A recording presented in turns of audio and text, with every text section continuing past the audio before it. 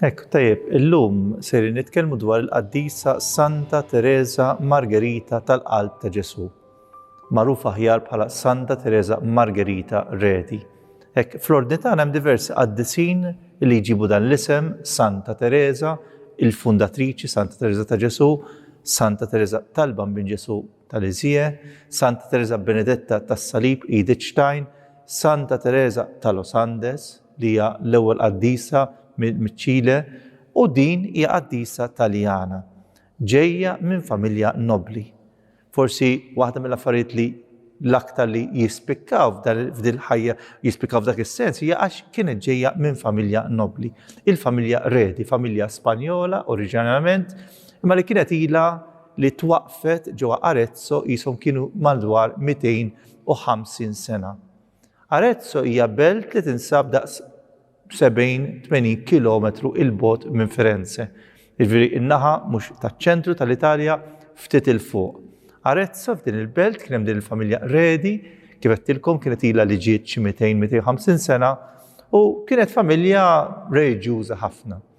U basta nsemmu pereżempju illi in-nannu ta' din il-qaddisa, Gregorio, li kien miżżewweġ u kellu diversi 15 illi wilt, mhux kollex iwlu, wara li romlot il-mara ta' età avvanzata kien sar saċerdot. Jiġifieri illum forsi xi ħaġa li ġieli tinstema'. Imma f'dak iż-żminijiet aħna qed nitkellmu l-ewwel bidu tas-seklu 18, fl-1700 u xi ħaġa li wieħed wara 15 wara familja daqs kbira, wara li tmur l-mara isir saċerdot kien xi ħaġa mhix daqshekk tas-soltu. U anke lill-ibnu Ignazio kienu għali żewġu, ġifieri lil missier il-qaddisa, it-tieġ bejn missier u il-qaddisa ġiet ċelebrat minn nannu. Ġifieri missiera kien jismu Ignazio, Teresa Margherita Redi kien jisimha Camilla u ġew iż-żwieġ ġie ċelebrat propju minn missier Ignazio, ġifieri Gregorio. Kienet familja reġjuża anki pereżempju Teresa Margherita hija t-tieni wild minn 13, minn daw 13 8 għexu. Minn daw it-8 wieħed iżżewweġ, wieħed sar saċerdot dioċeżan, 2 saru Ġiżwiti, daħlu Ġiżwiti u mbagħad ġew sopprisi l-ordnijiet u saru saċerdoti dioċeżani, baqgħu saċerdoti dioċeżani u 5 reġjużi. Ġifieri min uliedu wkoll Ignazio minn 8 li baqgħu ħajjin, 7 kienu reġjużi. Kienet familja tassew bi prinċipji tgħidli forsi dak iż-żminijiet kienu jkunu differenti. Ignazio bħala avolja ġej minn familja nobli kellu interess wieħed li jagħti lill-uliedu formazzjoni reġjuża. Għalhekk bagħathom lill-uliedu l-bniet bagħathom Firenze minn Arezzo qed ngħidu 70-80 km, aħna lina 70-80 km forsi Malta huma distanzi kbar. Imma f'pajjiż bħall-Italja illum il-ġurnata 70 u 80 km hemm min forsi jagħmilhom kuljum jivvjaġġa biex jaħdem. Imma dak iż-żminijiet anki l-vjaġġ ma kienx ikun tmur u tiġi tmur darba f'mitqamar għax it-toroq kienu jkunu mhux tajbin u biż-żwiemel, ġifieri ma kienx faċli daqshekk. Ġifieri dana iċċaħħad minn uliedu il-bniet u bagħathom Firenze Sant Apollonia. Kienet skola immexxija mill-Sorjiet Benedittini. U l-subien bagħathom Prato ukoll ġifieri qas baqgħu Arezzo iċċaħħad mill-ulied biex ikun jista' jagħti l-edukazzjoni sħiħa biex jagħtihom edukazzjoni reġjuża. Mela lill-bniet bagħathom Firenze, l-subien bagħathom Prato. Dina Teresa Margherita propju kien jisimha Anna Marija, hekk l-isem oriġinali tagħha qabel ma daħlet fil-kunvent. Anna Marija kienet minn dejjem tindika u turi li hija ħajja li hija miġbuda lejn il-ħajja tat-talb. Dak iż-żmien kien hemm konfessur f'dan il-monasteru fejn kienu jmorru skola, però kien influenzat ħafna dan is-saċerdot li kien konfessur tat-tfal li kien hemm f'din l-iskola aktar b'dak il-kurrent li kien b'saħħtu ħafna tal-ġanseniżmu. Li hija ereżija il-mod kif ħarsu lejn Alla mhix il-mod tassew ta' Ġesu. Imma Teresa daqshekk ma kienx ifixkilha din il-ħaġa li hija kienet tieħu direzzjoni u tħalli lill-missiera imexxiha spiritwalment. Fil-fatt nistgħu ngħidu illi anke wara li daħlet fil-monasteru bħala soru hija mietet żgħira, mietet ta' 22 sena, kważi 23 sena. Però dejjem pratikament missiera kien illi ifforma l-ispiritwalità tagħha. Kien missiera pereżempju eventwalment li tal-ħajja ta' Santa Margherita Maria Alacoque. U fil-fatt ixxettlet fiha l-imħabba lejn il-qalb ta' Ġesu. Mela meta fil-kulleġġ fejn kien hemm diffikultà minħabba dan il-konfessur li kien daqsxejn ta' ċertu linja, ma qatax qalbax missiera permezz tal-ittri kienet hija d-direzzjoni hu. Kien imexxiha, kien jindirizza fit-triq it-tajba ta' missier. Huwa kien. Ma nistgħux nitkellmu fuq Teresa jew Anna Marija, ma Teresa nafuha bħala Santa Teresa, jekk ma nitkellmux dwar missiera Ignazio. Għax missiera kien dal-bniedem spiritwali li xettel f'bintu dawn il-kwalitajiet, u mbagħad hija ħadmet fuqhom, ħallit lil Alla jaħdem u waslet f'dak l-istat ta' ħajja mistika li waslet għalih. Mela bagħad hemmhekk f'dal-kulleġġ, però mbagħad fl-età ta' 17-il sena kellha tiġi lura biex anki tara se tagħmel fil-ħajja. Issa għaliex għażlet il-Karmelu? X'kienet ir-raġuni li għażlet il-Karmelu? Għaliex daħlet soru Tereżjana? Hija kienet edukata mis-sorijiet Benedittini u pratikament tikdbilhom biex tiskuża ruħha magħhom li ma daħlitx magħhom. Fil-fatt ħuta l-oħrajn daħlu mas-sorijiet Benedittini. Hija kellha xi tzijiet ukoll li kienu f'dal-monasteru. Għaliex ma daħlitx hemm? 3 raġunijiet tagħti.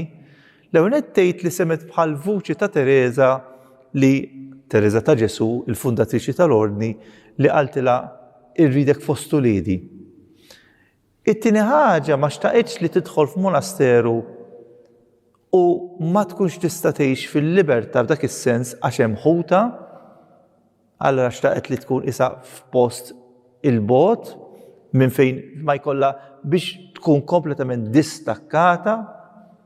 Imma mbagħad pratikament dik il-ħaġa li xprunata kien hemm darba kienet ġiet waħda tfajla kienet se tidħol soru Tereżjana, ġiet tarhom, ġiet issellem lil xi ħadd li kienet taf propju Sant Apollonio meta kienu għadhom l-iskola. Tant rat ferħ fiha din Anna Marija Teresa f'din it-tfajla li ġiet li kienet se tidħol fil-monasteru li qalet jiena nixtieq nidħol Tereżjana minħabba dan il-ferħ li qed nara f'din it-tfajla li se tidħol hemmhekk u mbagħad eventwalment sabitha anke fil-monasteru. Mela tagħżel li tidħol fil-monasteru ta' Firenze. Missiera bniedem prudenti għall-aħħar alla titkellimx fis-sens alla meta kienet se tipprova titkellem ftit dwar x'għandha ħsieb li tagħmel, alla tieħux deċiżjonijiet qabel ma tkun ta' 17-il sena li kollok il-maturità. U allura meta għalqet 17 laqas lill-missiera f'dal każ marret għand omma u qaltilha bix-xewqa tagħha li tidħol fil-monasteru tat-Tereżjani. U fil-fatt hija għalqet fil-15 ta' Lulju daħlet kien hemm il-ħsieb li tidħol fil-15 ta' Wissu, jiġri pratikament xahar wara, imma mbagħad kollox irritardja u daħlet fl-ewwel ta' Settembru. Avolja kienet għadha żgħira, tifla pratikament tfajla ta' 17-il sena. Però bdiet ikollha uġigħ kbir fl-irkoppa. U eventwalment ma kienx titkellem għax kienet qed tibża li jekk titkellem jibgħatu għal barra speċi tkun marida. Imma mbagħad kien hemm mument li tella għad-deni u allura kellha bil-fors turi x'kellha. U ġiet operata, operazzjoni ta' dak iż-żminijiet, ġifieri qed nitkellmu l-1764 dan, ġifieri mingħajr l-oppju u mill-lider fetħu fl-irkoppa u għamlu ta' weġad kbira. Aħna oraj dak iż-żmien kulħadd hekk kien ikunu l-operazzjonijiet u ma kinux jafu differenti, imma nistgħu nimmaġinaw minn xiex bħal kull min kien jagħmel xi operazzjoni dak iż-żmien kellha tgħaddi. Però hija aċċettata u għexita jedunna x-xhieda li paċenzja kbira u kienet rassenjata u kienet tħossa bħala mod kif hija tixtieq u tista' tasal li timita il-Ġesu għaliex hija kellha xewqa waħda kbira. Ix-xewqa ta' din il-qaddisa kienet li timita lil Ġesu, li tkun bħal Ġesu. Hija femet li il-mudell tagħha għandu jkun Kristu. Fil-fatt waħda mill-virtujiet li anke tispikka f'dil qaddisa kienet il-virtu tal-umiltà. Anke s-sorijiet meta rawha ħadd ma kien jista' jemmen li di tfajla kienet ġejja minn familja nobbli. Ħadd ma kien, aħna bil-Malti ngħidu tkun imnieħrek imxammar. Immaġinament ikun imnieħru mxammar minn m'għandux xi xammar. F'dal każ partikolari kienet ġejja minn familja nobbli u kienet disposta u disponibbli għal kollox fil-komunità biex tagħti is-servizz, eċċetera. Mela għamlu la dell-operazzjoni. U mbagħad isa l-komunità biex tkun iktar free taċċettajiex jew le għaltela mur daqsxejn għand familja li nafuha. Biex imbagħad aħna tħallina fil-libertà bħala komunità niddeċidux li intuk ċans li tibda bin-novizzjat jew le. Għax l-idea kienet li tibda n-novizzjat fit-8 ta' Diċembru, imma naturalment minħabba l-operazzjoni ma setgħetx. Kienet l-istess mara għand tmiem batita li qalet lill-komunità ara ma titilfuhiex għax hija verament diġà pratikament tadatta ruħha tajjeb u hija verament bi spiritu tajjeb. Il-fatt anki il-Papa jiddeskrivija il-qudiem wieħed mill-papijiet silġa li tbaqbaq. Ġifieri minn barra turik mod, imma minn ġewwa kienet imħeġġa bl-imħabba tal-Alla. U allura bdiet in-novizzjat f'Marzu ta' wara u bdiet il-ħajja tagħha fil-ħajja tal-komunità. Ħajja qasira xija għexet ftit inqas minn 23 sena ngħidu twildet fil-15 Lulju ta' 1747, mietet fis-7 ta' Marzu tal-1770, ġifieri kien jonqosha 4 xhur biex tagħlaq 23 sena. Però xi jispikkaw fiha meta tidħol hemmhekk fil-monasteru, dan il-monasteru ta' Firenze. Il-monasteru ta' Firenze ġie mwaqqaf. Aħna l-ordni tagħna Tereżjani, il-monasteri tal-klawsura jiġu ffundati ġifieri jkun hemm komunità.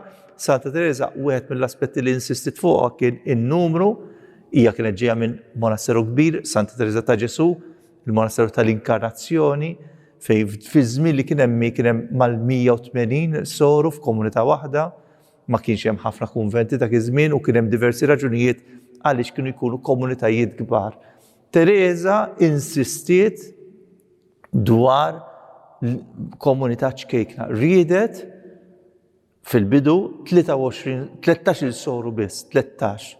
Mbagħad ma' żmien meta kien hemm ħafna vokazzjonijiet kienu waslu li jkunu mhux iktar minn 23-24 soru. U allura Teresa Margherita tidħol f'dan monasteru ta' Firenze u meta komunità tkun se taqbes it-23 jibdew jaħsbu biex iwaqfu monasteru ġdid. Hekk jiftħu l-monaster, ġifieri jkun hemm komunità li għandha numru iktar qed joqrob lejn 24 għandhom oħrajn li mħajrin li jidħlu u jibdew komunità ġdida billi joħorġu ftit mis-sorijiet minn hawnhekk imorru fliegħu u allura meta joħorġu b'dan il-mod l-ispirtu ta' dak il-monasteru jiġi trasmess fil-monasteru ġdid. U il-komunità ta' Firenze hija komunità li ġa waqfa mill-komunità ta' Ġenova li kienet imwaqfa minn sorijiet minn Malagon u Malagon huwa wieħed minn monasteri li waqfet Santa Teresa. Allura nistgħu ngħidu li kellhom kien għadu ħaj l-ispirtu ta' Teresa propju fil-monasteru fejn daħlet din il-qaddisa. Mela tidħol hawnhekk u kif għedna xtaqet ħajja moħbija ma' Kristu. Jo jispikka ħafna fiha l-ispirtu tal-umiltà.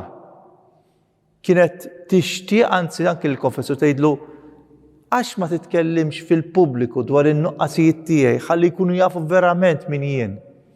Kien jispikka fiha ħafna dal-ispirtu tal-umiltà. Il-ħajja tal-ubbidjenza. Qed naraw tixtieq timita lil Kristu f'ħajja moħbija billi tkun umli, ubbidjenti u anki kienet tfittex ħafna il-ħajja tal-penitenza. Affarijiet li forsi illum meta nedwhom forsi ma jagħmlux sens jew ma tantx jinftehmu, ma pereżempju kienet Arezzo jagħmel il-kesħa qatt ma tagħlaq it-tieqa tal-kamra. Jiġifieri sajf u xitwa. U mbagħad fis-sajf ma tiftaħx il-bieb. Jiġifieri illum forsi wieħed ma jifhimhomx. Imma kienu dawn l-affarijiet tal-penitenzi ċkejknin li kienet tagħmel biex propri timita kemm jista' jkun lil Kristu. Kienet devota kbira tal-qalb ta' Ġesu, magħrufa u marbuta mad-devozzjoni lil qalb ta' Ġesu. Hekk id-devozzjoni tal-qalb ta' Ġesu hija devozzjoni importanti. U tajjeb li di noħorġuha mill-kuntest u inħarsu liha b'mod ta' kif jaħdem Alla. Mela fi żmien meta is-soċjetà bdiet tersa iktar li titbiet minn ċertu prinċipju valuri, basta niftakru żewġ gwerer dinjin li għaddejna minnhom, li għaddiet minnha d-dinja, kien hemm din id-dera żmien qabel lil Santa Margherita Maria Alacoque dwar l-importanza tal-devozzjoni lejn il-qalb ta' Ġesu.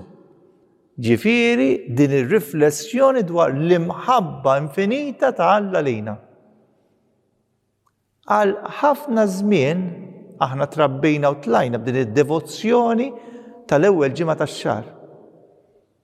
Mela din id-devozzjoni twaslek biex almenu darba fix-xahar fl-ewwel ġimgħa tax-xahar iġġib quddiem għajnejk l-imħabba ta' Ġesu lejn il-bniedem, l-imħabba t'Alla. Wala iva, min ikun devot lejn il-qalb ta' Ġesu, min kull l-ewwel ġimgħa ta' xahar, min darba fix-xahar, iġib quddiem għajnejh din l-imħabba t'Alla lejn il-bniedem, allura iva, bil-fors li wasalf, għax inti meta tiskopri din l-imħabba u tirrifletti dwarha għal 9 xhur sħaħ, kif tista' ma tħobbx lura lil dan Alla li tant iħobbok? Pereżempju hija mietet bil-kurċifiss ma xuftejha. Għax il-kurċifiss fil-kurċifiss naraw mod fiżiku l-imħabba ta' Alla sa fejn tasal. Però nixtieq ma dan il-punt inżid ħaġa oħra għax issa id-devozzjoni tal-qalb ta' Ġesu u tal-ewwel ġimgħa ta' xahar għadha b'saħħitha. Però Alla l-imbierek ħass illi jekk niftakru fl-imħabba tiegħu darba fix-xahar mhux biżżejjed. U allura hemm din id-devozzjoni ta' issa iktar reċenti li rċevit Santa Faustina tal-ħniena divina. Biex mhux darba fix-xahar niftakru fl-imħabba t'Alla, imma kuljum fil-mument li Ġesu miet fit-tlieta ta' war nofsinhar. Jiġifieri meta aħna nitkellmu dwar dil-qaddisa marbuta mad-devozzjoni għall-qalb ta' Ġesu, hija marbuta mal-iktar pratikament pass fundamentali, aspett fundamentali li aħna rridu nżommu dejjem ħajfina li Alla jħobbna, li tikkumbatti l-idea tad-demonju li Alla nisik. Santa Teresa Margherita Redi kella ippromoviet u l-monasteru tagħha mbagħad iktar hija ippromovitu fil-monasteru u mbagħad il-monasteru bdiet tippromovi din id-devozzjoni lejn il-qalb ta' Ġesu. Kellha devozzjoni wkoll lejn l-Ewkaristija. L-imħabba t'Alla li narawha fil-kurċifiss, l-imħabba t'Alla li narawha waqt iċ-ċelebrazzjoni tal-Ewkaristija. Kellha mħabba wkoll lejn Marija. Id-dur fej id-dur, dawn ma tistax taħrabhom, ma tistax tasalli sal-punt li tingħaqad mal-Alla li huwa l-pjan tal-Alla għal kull bniedem u tħalli barra l-Ewkaristija, il-qalb ta' Ġesu ġifieri l-imħabba tal-Alla lejna u l-Madonna. Meta tħalli barra xi ħaġa minn daw, se toħroġ barra mit-triq.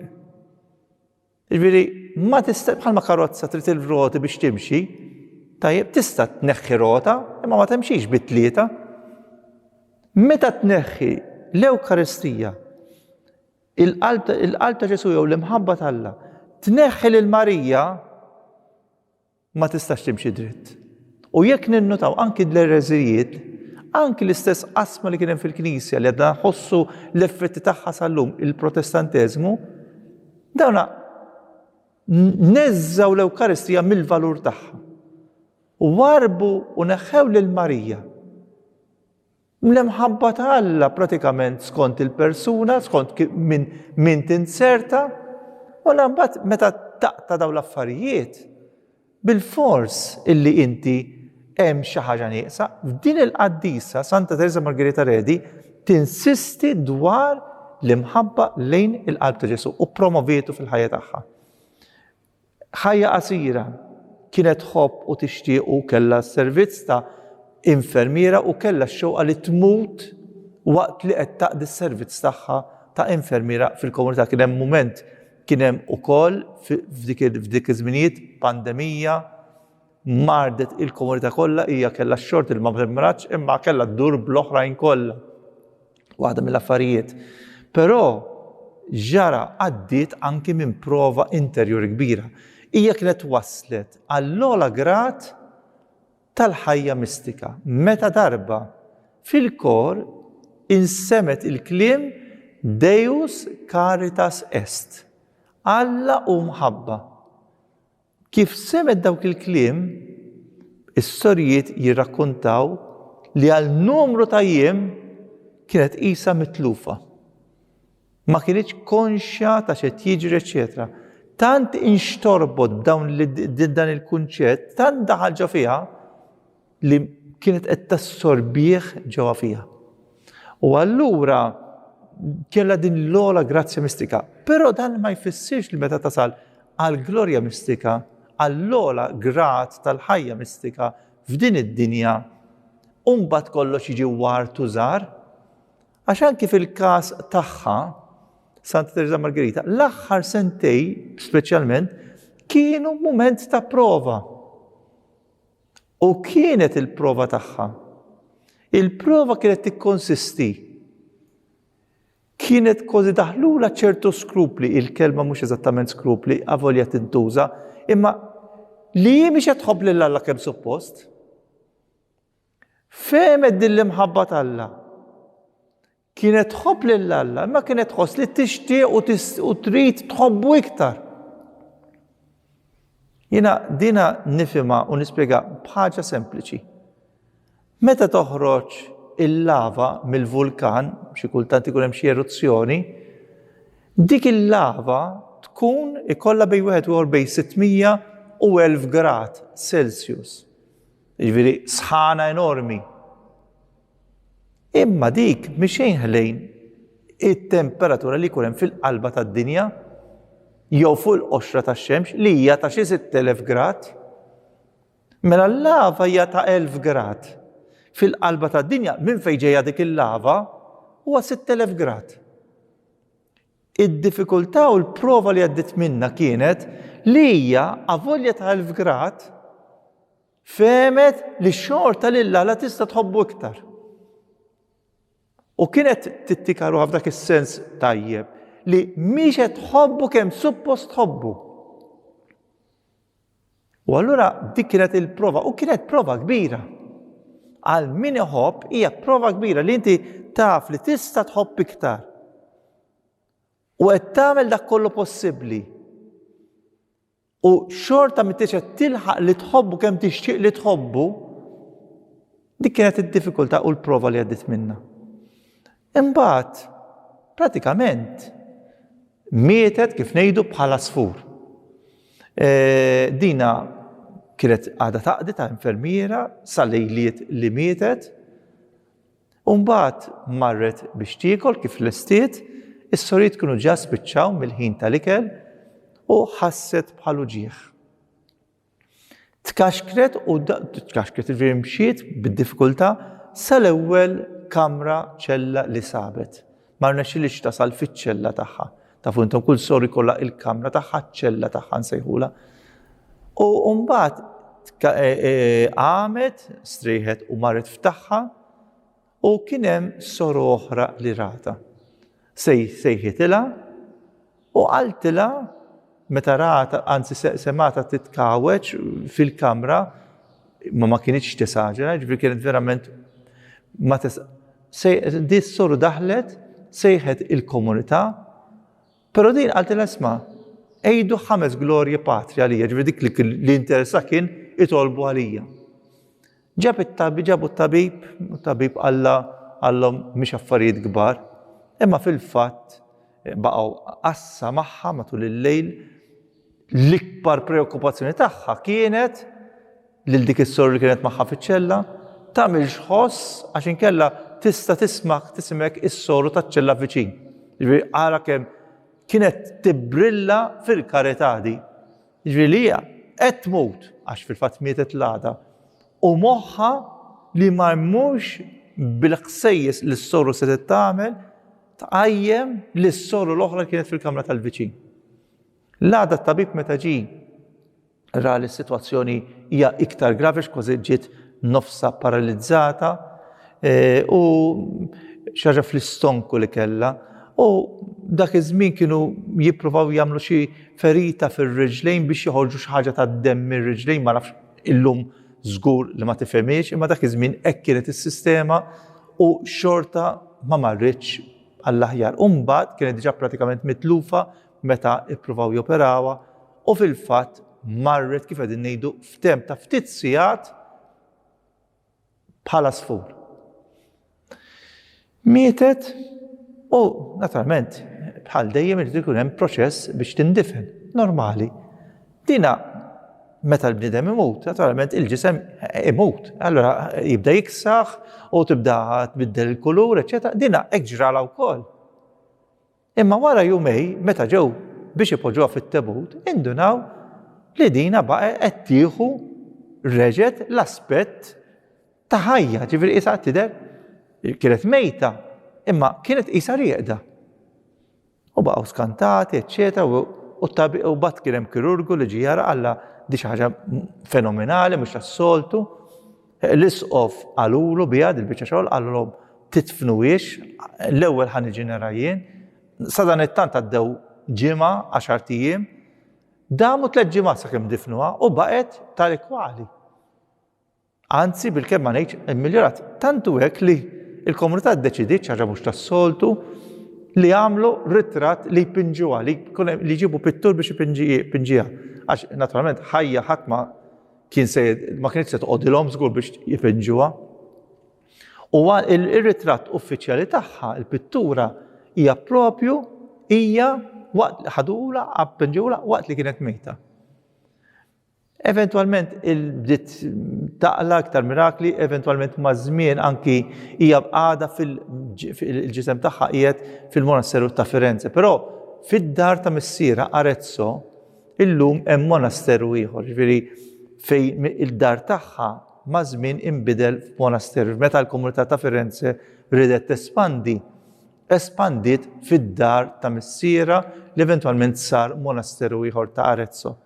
Mbagħad ġiet ibbeatifikata u kanonizzata u allura hija kkunsidrata bħala pratikament qaddisa Tereżjana iktar ta' żminijiet riċenti minn Santa Teresa ta' Ġesù illi għexet speċjalment devozzjoni qawwija lejn il-qalb ta' Ġesù. Allura l-isem tagħha qabel ma daħlet bħala tifla kienet Anna Marija. Fil-monasseru l-isem tagħha kienet Teresa Margherita tal-qalb ta' Ġesù, Teresa Margherita minħabba Santa Margherita Alacoque tal-qalb ta' Ġesù, imma iktar magħrufa bħala Santa Teresa Margherita Redi.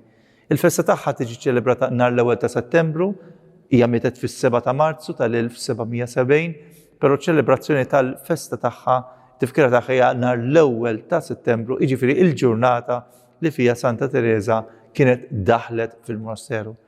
Għall-ordni tagħna madwar id-dinja kollha hija hemm ċertu devozzjoni anke ħafna drabi meta wieħed jiġi biex jibda il-ħajja reliġjuża ħafna drabi ġeneralment jibda fi żmien ta' Settembru ħafna huma dawk li bdew bħala reliġjużi nhar l-1 ta' Settembru. Allura isu mingħajr ma trid il-ġurnata li tibda il-ħajja reliġjuża għal ħafna reliġjużi kienet din il-ġurnata meta hija l-festa tagħha. Ekku hija qaddisa ġejja minn familja nobbli, turina li ġifieri fl-aħħar mill-aħħar is-sieħa tal-laqgħa għal kull bniedem irrispettivament mill-istat soċjali tiegħu missiera Ignazio kien interessat li jmexxiha fil-ħajja tal-grazzi, eċetera, hija ikkollaborat u mhux biss imxiet il quddiem, mhux biss waslet fl-ogħla grazz tal-ħajja mistika f'din il-ħajja qasira tagħha, imma wkoll illum hija ddikjarata u bħala qaddisa u allura hija mudell li tista' tgħinna nitħeġġu iktar f'din l-imħabba speċjalment lejn il-qalb ta' Ġesu.